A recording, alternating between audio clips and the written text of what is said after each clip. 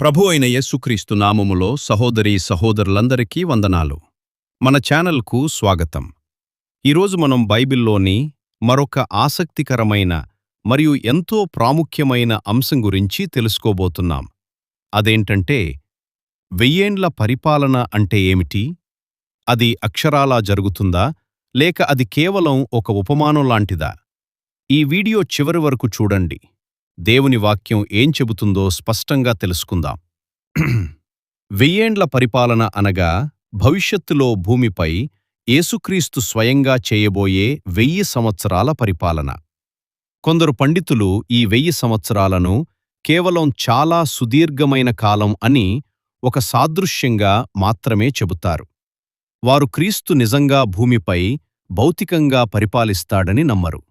కాని ఒకసారి ప్రకటన గ్రంథం 20వ అధ్యాయం 2 నుండి 7 వచనాల్లో చూస్తే ఇది ఖచ్చితంగా 1000 సంవత్సరాలే అని పరిశుద్ధాత్మ దేవుడు 6 సార్లు స్పష్టంగా వ్రాయించాడు. దేవుడు కేవలం దీర్ఘకాలం అని చెప్పాలనుకుంటే ఆ ఖచ్చితమైన సమయాన్ని పదే పదే ఎందుకు ప్రస్తావిస్తాడు? కాబట్టి ఇది అక్షరాలా 1000 ఏండ్లు జరిగే పరిపాలనే. క్రీస్తు భూమికి తిరిగి వచ్చినప్పుడు ఆయన యెరూషలేములో దావీదు సింహాసనంపై ఆసీనుడై రాజ్యాధికారం చేపడతాడని బైబిల్ మనకు లూకా సువార్త 1:32-33 వరకులో చెబుతోంది. పాత నిబంధనలో దేవుడు ఇశ్రాయేలీయులతో చేసిన అబ్రహాము నిబంధన, పాలస్తీనా నిబంధన మరియు దావీదు నిబంధనలు అక్షరాలా నెరవేరాలంటే క్రీస్తు భౌతికంగా భూమికి తిరిగివచ్చి ఈ రాజ్యాన్ని స్థాపించడం ఖాయం. యేసుక్రీస్తు రెండవ రాకడలో చెదిరిపోయిన ఇశ్రాయేలు జనాంగం తిరిగి సమకూర్చబడుతుంది, వారు రక్షించబడతారు. ఈ 1000 ఏండ్ల పరిపాలన కాలం భౌతికంగా, ఆత్మీయంగా ఎంతో పరిపూర్ణంగా ఉంటుంది.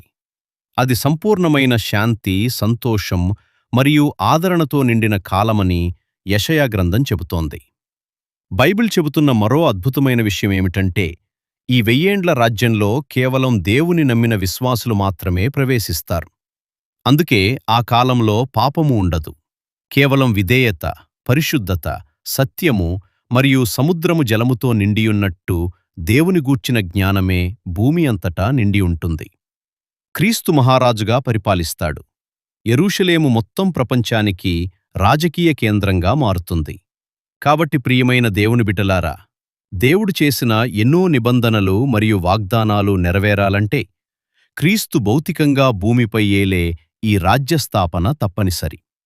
1000 ఏండ్ల పరిపాలననేది ఏదో కల్పన కాదు, అది అక్షరాలా 1000 సంవత్సరాలు జరగబోయే వాస్తవం.